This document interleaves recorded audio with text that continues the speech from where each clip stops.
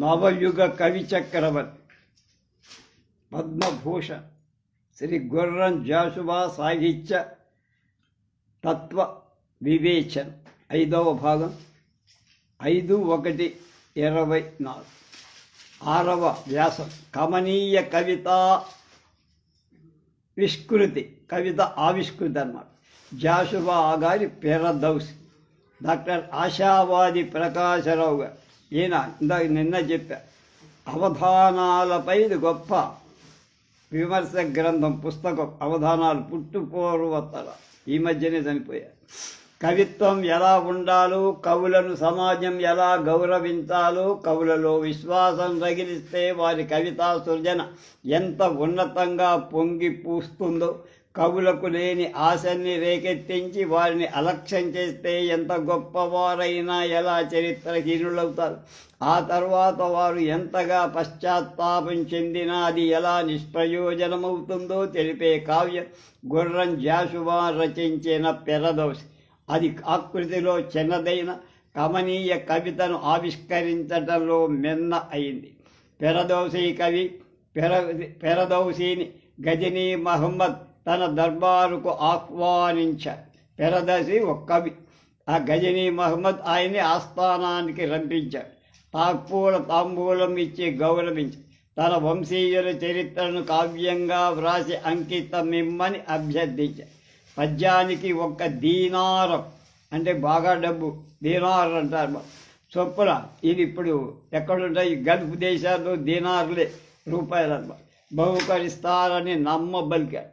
సంతోష స్వాంతుడైన కవి 30 ఏళ్ళు తపస్సదృశమైన ఏకాగ్రత మధ్య 10,000 పద్యాల గ్రంథం ముగించి రాజాస్థానం చేరాడు.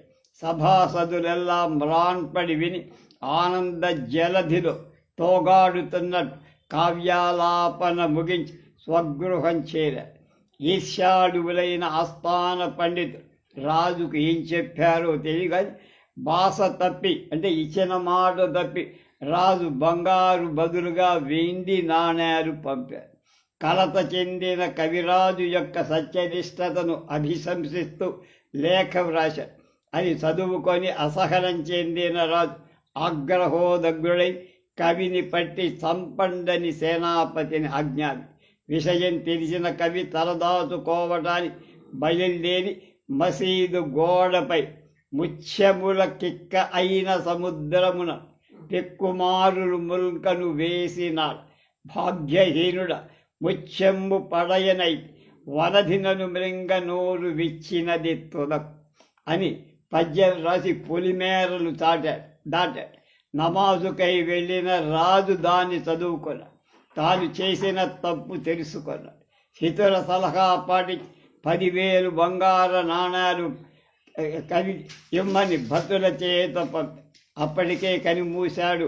శవం పాడే ధనరాశుల ఎదురు వచ్చి నిర్విన్నులైన భటులు ధనాన్ని స్వీకరించమని కవి కుమార్తెను ప్రార్థించి తన తండ్రిని కష్టపెట్టి ఆయన పెట్టిన ఆ ధనాన్ని నేను ముట్టుకోను అని తిరస్కరించింది. రాజు చేసేది ఆ ధనంతో ఒక నిరుపేద ఒక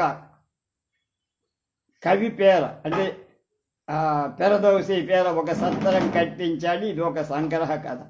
కవి కావ్య సౌధంలో దివ్యాకృతి పొందుతాడని, కవిని కన్న తల్లి గర్భం ధన్యమని, చరాచరాత్మక ప్రపంచాన్ని సృష్టించే బ్రహ్మలాగా కవి అక్షర జగత్తు నిర్మిస్తాడని, ఈశ్వరతత్వం గల కవి తిరుగులేని పూజకు అర్హుడని, విస్మృతికి లోనైన గత వైభవానికి పునర్జన్మ ప్రసాదింపగల సమర్థుడు కవి మాత్రమే అని కవుల పట్ల తనకు గల అవగాహన గజనీ ద్వారా చెప్పిస్తాడు జాషువా. కావ్య రచనకు ఉద్యుక్తులైన కవులు కావ్య భాండారాల నుంచి ఉదాత్తమైన పదాలు సమకూర్చుకొని ముత్యాల వంటి వ్యంగ్య వ్యాఖ్యార్థాలు రచనలో నింపి లలిత అలంకారాల కూడలిగా శరీష కుసుమ పేశలమైన శైలీ విన్యాసంతో కావ్యం నింపాలని అభిప్రాయపడ్డ. తెలుగులో జిగి విదేశీయుల చెన్ను ద్రావిడేయుల పస తెవిత్వంలో ముప్పేటల ముడి పడాలని రసావిస్కృతికి పిచ్చివాడిలాగా అంతరాంతర వినీరుడు కావాలని ముసురుకొని వచ్చే తలములు బెగబట్టి వాటి ఆవిష్కరణ సంయమనం పూనాలని చెప్పారు. ఈ లక్షణాలని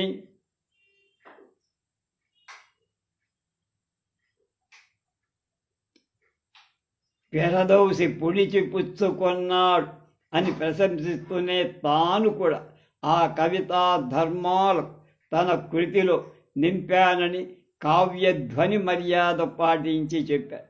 ముదురు కోయిల కంఠమున నివాసము చే కొసరింపు కూతల గుట్టు తెలిసి ప్రతి పుష్ప గంధ గర్భము చీల్చుకొని వచ్చి పిల్లగాడ్పుడ జన్మవృత్త మరసి మేఘంబు తెరచాటు మెరకు భోగము సాని మోసగింపుల యద్ధములు గ్రహించి శరధి నాయకుని కొన్నూరు పిల్లల తీరు బడిలేని ఆటల భావమే ముగ్ధ మోహన సౌందర్య పూర్ణమై ప్రకృతి రమతోడ స్నేహభావమున మెలికి 30 ఏడులు సర్వాంగ పుష్టి మెలయ కబ్బము రచించి ఫిర్దౌసి కవివరుండు అంటూ చెప్పాడు ఆయన. కమనీయ అలాగే కావ్యానికి సర్వాంగ పుష్టి కూర్చడంలో కోయల కంఠంలోని మాధుర్యం, అలాగే మందమారుతంలోని ప్రసాదం, మెరుపు తీగలోని కాంతి, అలల త్రూపుడులోని ఓజస్ మొదలైన గుణాలు ఓతప్రోతమైనవి. అంటే పడుగు పేకల ఆది ప్రకృతి కాంతిలో అభిన్నమై ముగ్ధ మోగన సౌందర్య ఒలకపోస్తుందని విశ్వసి పెరదోసి పూర్వలాక్షికుడు కావ్య మర్యాదలన్నిటినీ చక్కగా ఆకళించుకొని వాటికి లక్ష్యభూతంగా కథా సన్నివేశాలు చిత్రించినట్లు జాషువా చెప్పారు.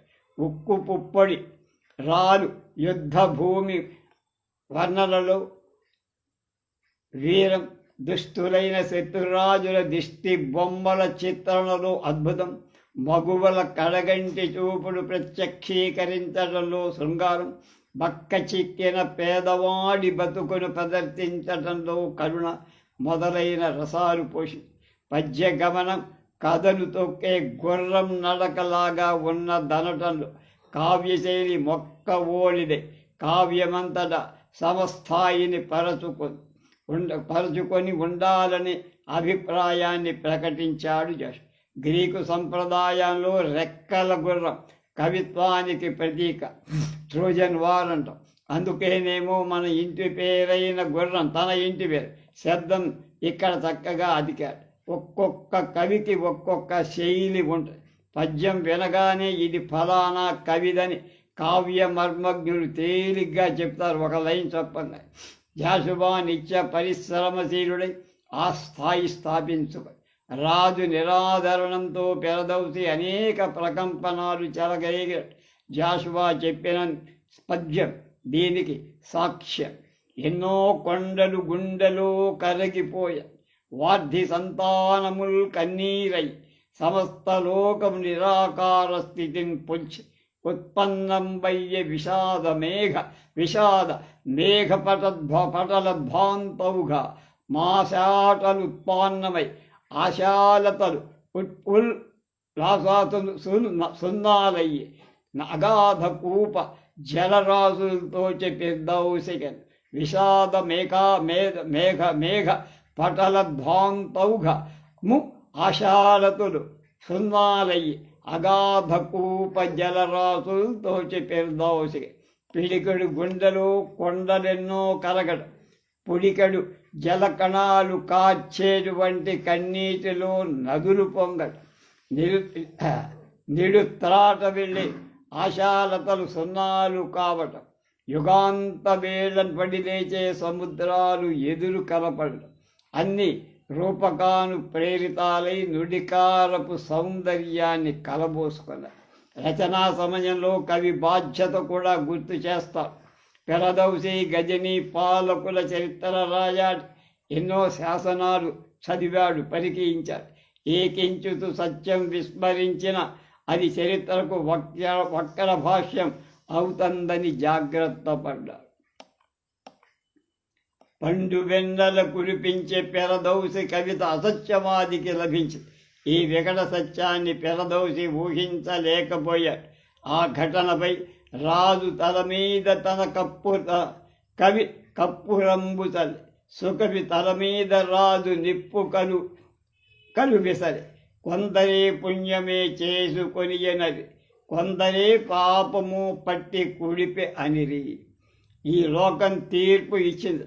ఇక్కడ పద్య ప్రథమార్థం తక్కిన పాదాలలో క్రమాన్వయం పొందటమే కాక కథా పరిణామాన్ని కూడా సూచి కవి లోక పరిశీలన దక్షుడు కావాలి. జాషువా తన చుట్టూ ఉన్న సమాజాన్ని సహస్ర నేత్రాలతో దర్శించి చక్కగా అర్థం చేసుకొని అక్కడక్కడ ఇచ్చిన ఇలాంటి తీర్పు ఆలోచన గమ్యాలు, సత్య సన్నిహితాలు, అర్ధాంతరన్యాస గర్భి పెరదోసి ఆత్మరక్షణార్థం అరణ్య మార్గం పట్టి వెళ్ళాడు. దానిలో నిండార విరబూసిన ప్రకృతి కల్పించి తనలోని సహజ కవితానికి ఒక్క మారుగా పేర్కొని ఎదుట ఉన్న దృశ్యాలు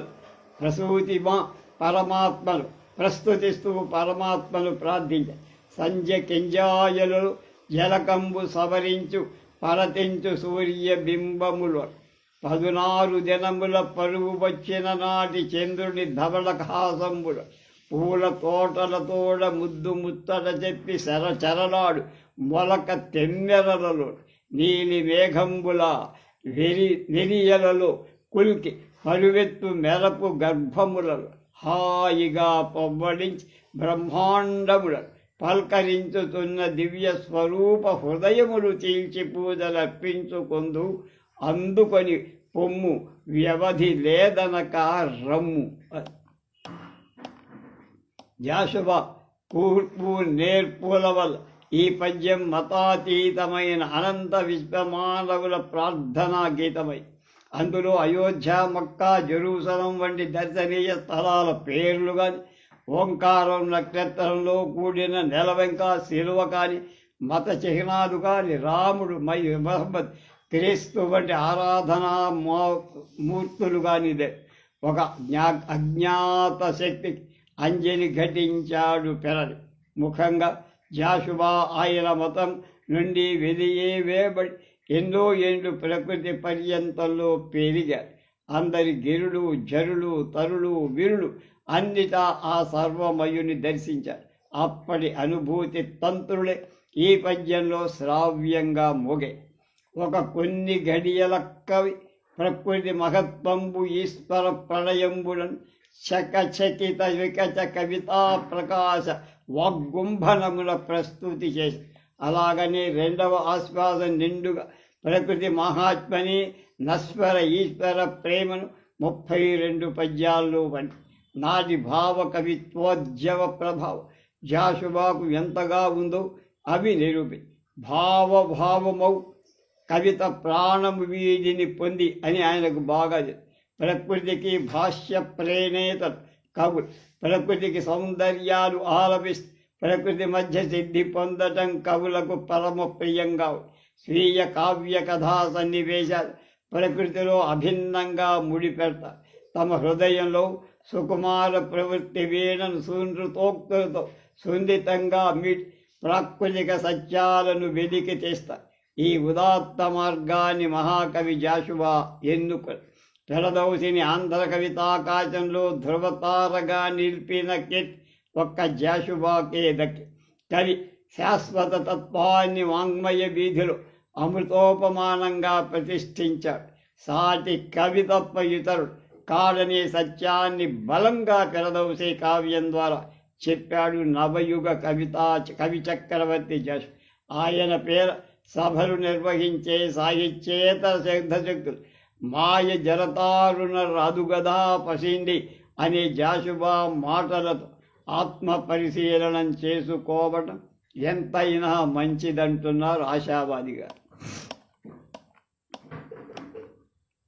పదలారిత్యము భావనాపటిమయున్ పాండిత్య సంపత్తియున్ మృదుశయ్యాగమనం గమకం ఉండొకటితో మేలంబులాడంగ సంవదమున్ కూర్చెడు చిన్ని పొన్ని సుకృతలు మాధుర్య సంపన్నము పదనౌ భాష రచించు నీకెదే నమో వాకంబు జాష్వా కవి అంటూ గుర్రం జాష్వా మహాకవి అంజలి ఘటిద్దామని ఆశావాది ప్రకాశరావు గారు అన్నారు. అద్దేపల్లి రామ్మోహన్ రావు మహాకవి జాషువా వర్గదృష్టి. మహాకవి జాషువా భావకవిత్వోద్యమ కాలంలో, అభ్యుదయ కవిత్వోద్యమ కాలంలో చైతన్యవంతంగా కవిత్వం రాసినవారు. భావ కవితా రీతిలో ప్రభావితుడైన తన ప్రత్యేకత ప్రతిఫలించే భావ కవిత్వం. అలాగే అభ్యుదయ కవిత్వం కూడా ఆయనపై ప్రభావం చూపి అభ్యుదయ కవిత్వానికి నేపథ్యమైన మార్క్సిస్ట్ దృక్పథాన్ని ఆయన స్వీకరించలేదు. కానీ అభ్యుదయ కవిత్వానికి ప్రధానమైన భావధారలన్నిటి సైతం అన్యం ఆయన కవిత్వంలో పరచుకో 1970 నుంచి తెలుగు కవిత్వంలో మార్క్సిస్టు దృక్పథానికి ఒక నిబద్ధత వచ్చి అసలు అప్పటి నుంచే తెలుగు సాహిత్యంలో అన్ని భావధారల గురించిన అవగాహనకి స్పష్టత మార్క్సిస్టు సిద్ధాంతాల గురించి మాత్రమే కాక అన్ని సామాజిక సిద్ధాంతాల మీద వాదోపవాదాలు ప్రారంభించినది. ఒక వ్యక్తిలోని సంకీర్ణ భావాలు పరస్పర వైరుధ్యం గల ఆలోచన అంగీకరించగల పరిస్థితి పోయి మార్క్సిస్టు భావధార విషయం కూడా అంతే. అంతకుముందు సంకీర్ణ భావధారు ఎవరూ విమర్శకి ప్రత్యేకంగా అంశంగా పరిగణింపలే. శ్రీశ్రీ దగ్గర నుంచి అభ్యుదయ కవులందరూ సంకీర్ణమైన భావధారలున్నాయి. ఈనాటి కొంతమంది విమర్శకులు నిబద్ధతా సిద్ధాంతాలు రాకముందున్న రచయితలు ఈనాటికి అవసరమైన భావాలు ఏవని విమర్శించడం, కాలస్థల పరిమితులను గుర్తించని గతి తర్కరహిత దృష్టి మాత్రమే అని చెప్పి శ్రీశ్రీ మొదలైన కవులు మార్క్సిస్టు సిద్ధాంతాన్ని విశ్వసించినవారు, మార్క్సిస్టు ఉద్యమాలను సమర్థించినవారు. జాషువా మార్క్సిస్టు నేపథ్యంలో కవిత్వం రాసినవాడు కాదు, కానీ అభ్యుదయ ఆవేశాన్ని నిండుగా తీసుకున్నవాడు, చాటినవాడు.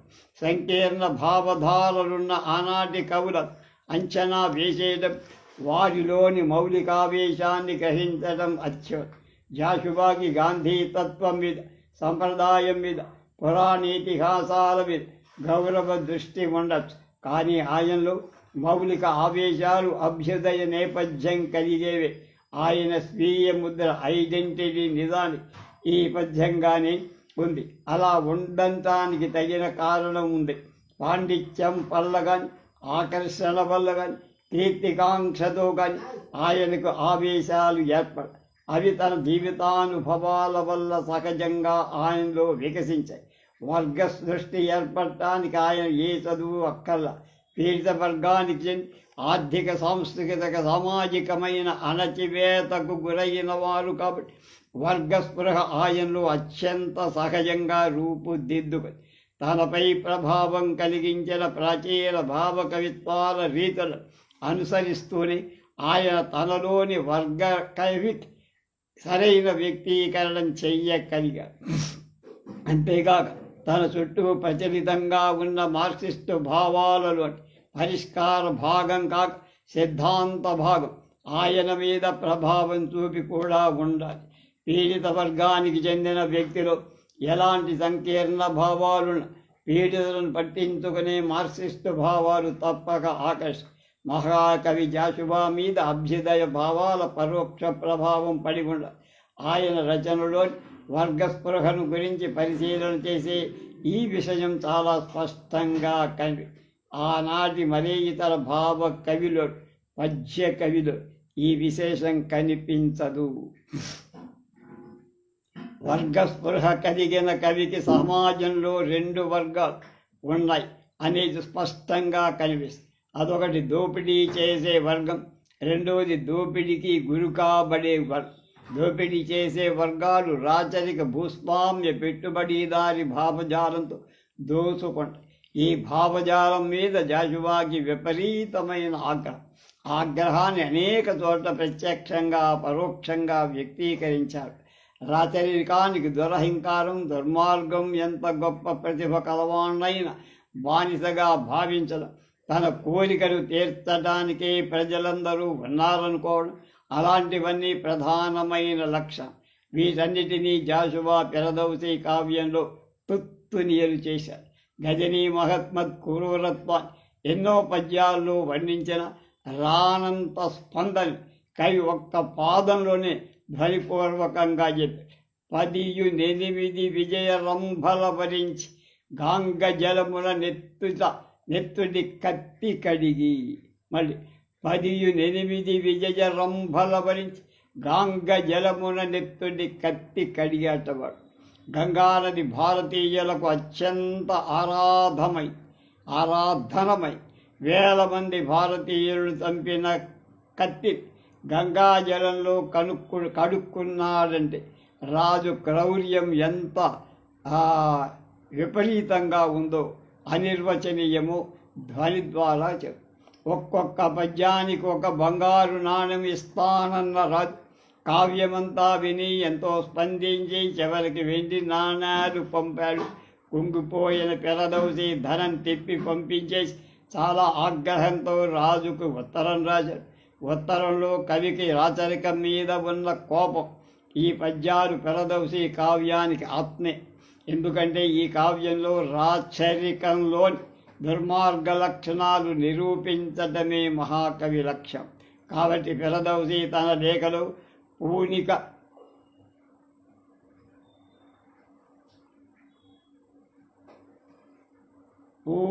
రాసికిన్ మనుజ భుక్తి యొసంగడు రాతి గుండె సుల్తానుల కస్మదీయ కవితా సుధ చిందిన పాతకంబున పై నటనన్ బొనర్చినది అని జాషువా రాచరికం మీద ఉన్న కసంతా విచిత్రంగా ఒక ప్రయోగం ద్వారా వ్యక్తం చేసి అందరూ తనకు బానిసలే అని రాచరికం అహంకరిస్తుంది. దాన్ని తిప్పికొట్టిన విధానం అద్భుతంగా ఉంది. చిరమున బానిసేని అభిషేకమున చెతి మల్లెపు అత్తరు లలికించి మాయ జలతారున రాదు కదా పశిన్. ఫిరదౌసీ తానే ఒక బానిసకి అభిషేకం చేశానంటున్నాడు. రాజునే బానిస అనడం రాజరిక అహంకారానికి ఎంత ఎదురు దెబ్బో ఆలోచించి. అవతలి వాళ్ళకి అపరాధం అనుకుంటే వాడిని చంపేయటం రాజరిక లక్ష్యం. అపరాధం తనదైనా అవతలి వాడు అదే మహద్భాగ్యం అని శిరసావహించాల్సిందే. అందుకే రాజుకి వెండి నాణాలు తిరస్కరించినప్పుడు కోపం వచ్చి, పైగా తనను దూషించిన లేఖ విని ఇంకా కోపం. యాకందంబుగా క్రోధమెక్కిన బ్రీటింగును కూడి పెద్ద పులి మాట్కిని లేచి సేనాపతిని గని ఫిర్దౌసిని పట్టి చంపులని ఆజ్ఞాపించే ఉద్దండత. చివరిలో రాజులో పశ్చాత్తాపం గని మళ్ళీ బంగారు నాణాలు కవి ఇంటికి పంపిన ఆయన కుమార్తె కవి తిరిగి దాన్ని పంపించేట్లు చేసి, అంతేకాక కావ్యం ముగిస్తూ గజనీ పట్టణ వీధుల నృపిని కంకాళంబు సప్రావళమై రజనీ మధ్యములందు కురుంబర్చు ఆర్తధ్వానములు చేయి. అలా రాచరికం లక్షణాల మీద ఉన్న ఆగ్రహాన్నంతా ఫిరదౌసీ కవి మీద పెట్టి మహాకవి జాషువా వ్యక్తం చేసి, ఈ కావ్యంలోని రాజు దుర్మార్గ రాచరికాడంతటికీ ఒక ప్రతీక. భూస్వామ్య విధానం వల్ల కలిగిన అనర్థాలన్నీ జాషువా పద్యాల్లో కనిపిస్తాయి. శ్రమ దోపిడీకి మొట్టమొదటగా గురైన కులంలో పుట్టిన జాషువా ఈ అనర్థాలన్నీ అనుభవపూర్వం. ఆయన పద్యాలు అక్కడక్కడ దైవభక్తి కనిపించిన మానవతా దృష్టి దగ్గరకు వచ్చేటప్పుడు మతంతో రాజీలే అన్ని మతాలను చీల్చి చెందాడు. పైగా నేను కులాల చేతపట్ట కట్టుపడను అని బాహాటంగా చెప్పు.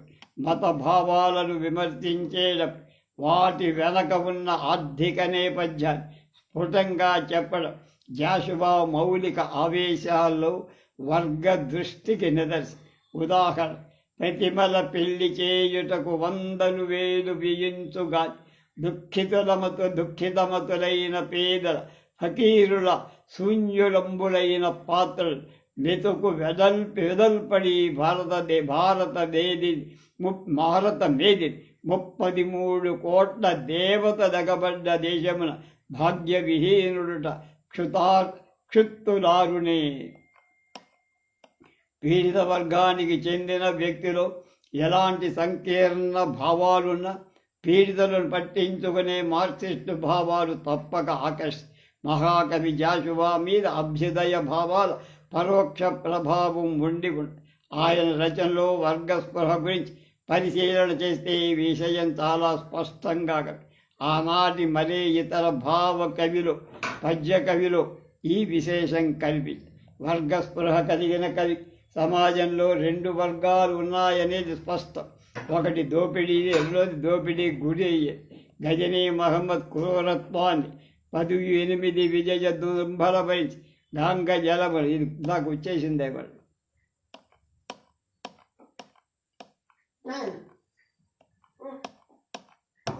రిపిటేషన్.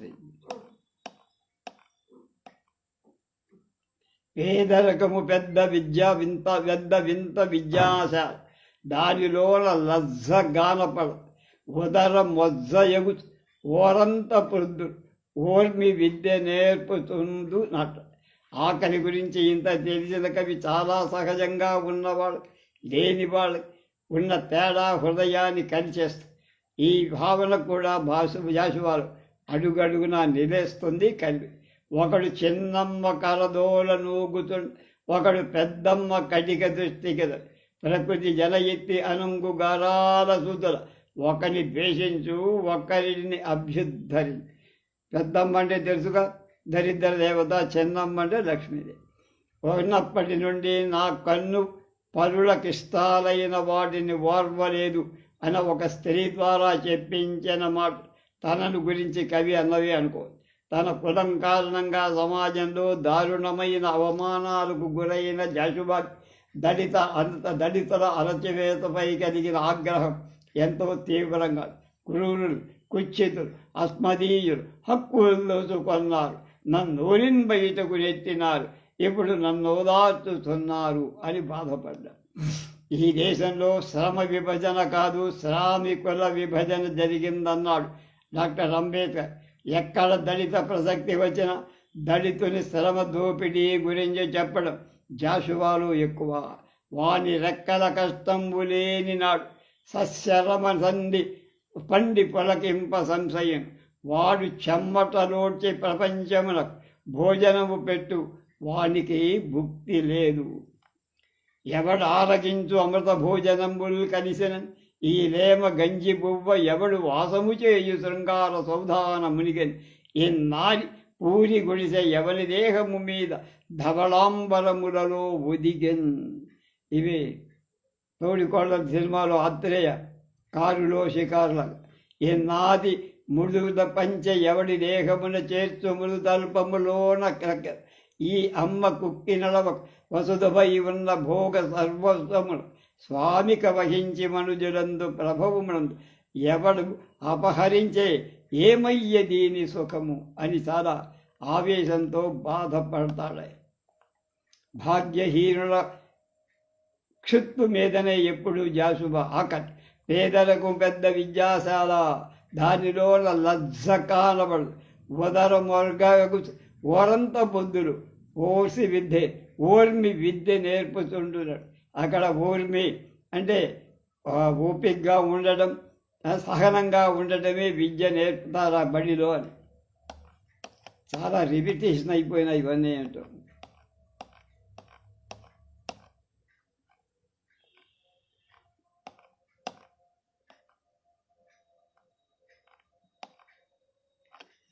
చివరిగా 1970 నుంచి విప్లవోద్యమం రాకపోతే శ్రీశ్రీ మహాప్రస్థానం గురించి ఎన్నో సమీక్షలు వచ్చేపోతే శ్రీశ్రీ కవిత్వంలో ఎన్ని భరించరాని సంకీర్ణతలున్న నిబద్ధతా సిద్ధాంతం వచ్చాక మహాప్రస్థానంలో నిబద్ధ కలిగిన 10 కవితలపై ప్రగతిశీల సమీక్షలు అసంఖ్యాకంగా వచ్చాయి.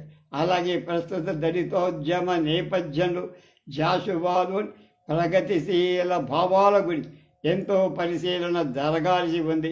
ప్రగతిశీల భావాలకు సరిగ్గా సరిపోయిన ప్రజాశైలిలో అద్భుతమైన అభివ్యక్తితో పద్యాలు చెప్పిన వారు జాషువా ఒక్కరే. రేపు ఆచార్య బూదాటి వెంకటేశ్వర్లు గారు జాషువా తీర్చిన బాపూజీ.